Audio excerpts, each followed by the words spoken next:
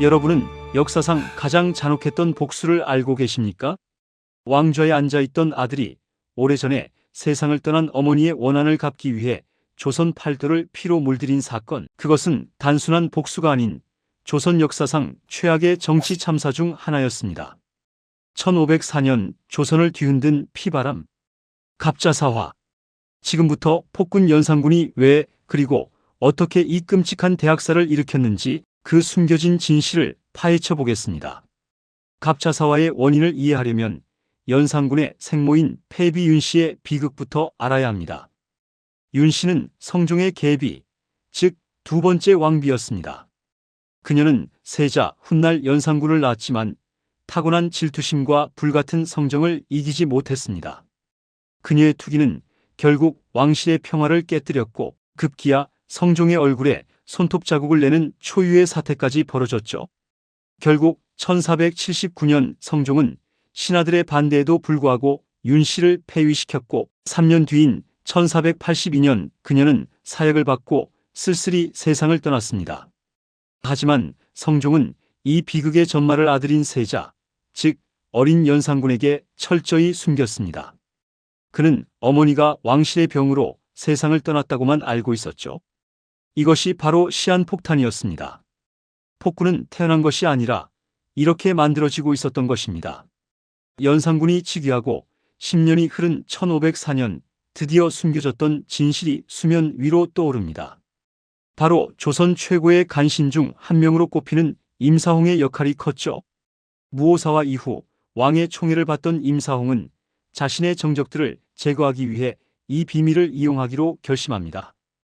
임사홍은 연산군에게 어머니 윤씨가 사사될 때 남겼던 유품 하나를 건넵니다. 바로 사역에 피를 토하며 죽어간 패비 윤씨의 혈액, 즉 피가 묻은 붉은 속옷이었습니다.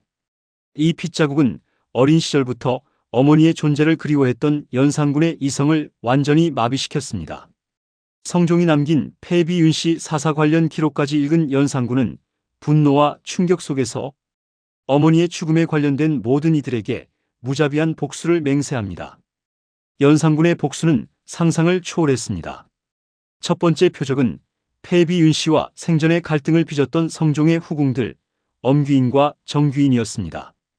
연산군은 두 후궁을 잡아들이고 그들 앞에서 직접 칼을 휘둘러 잔혹하게 살해했습니다.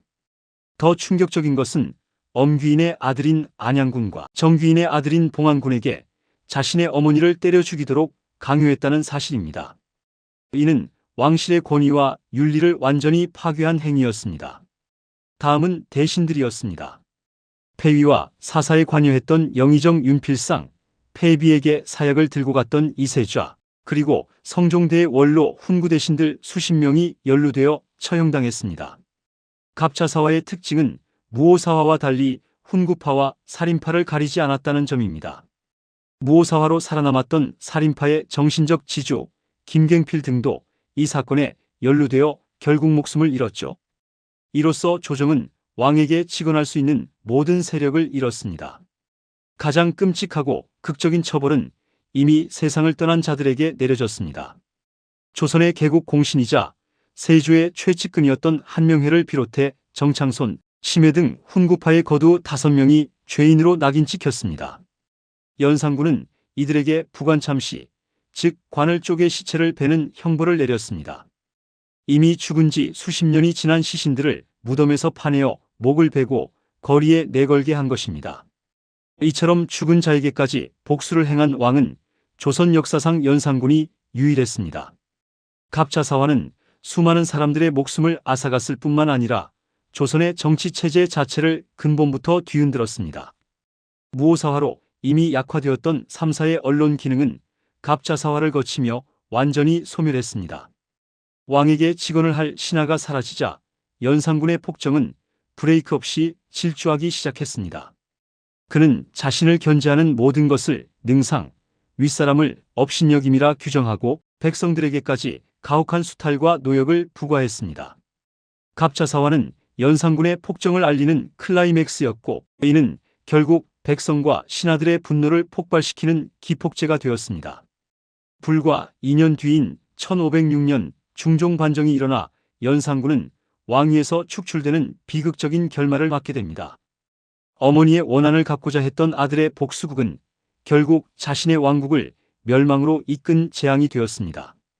오늘날 우리가 갑자사화를 기억하는 것은 절대 권력의 무서운 광기와 역사의 비극이 낳은 참혹한 결과를 잊지 않기 위함일 것입니다. 다음 시간에는 조선의 역사를 바꾼 또 다른 사건으로 돌아오겠습니다.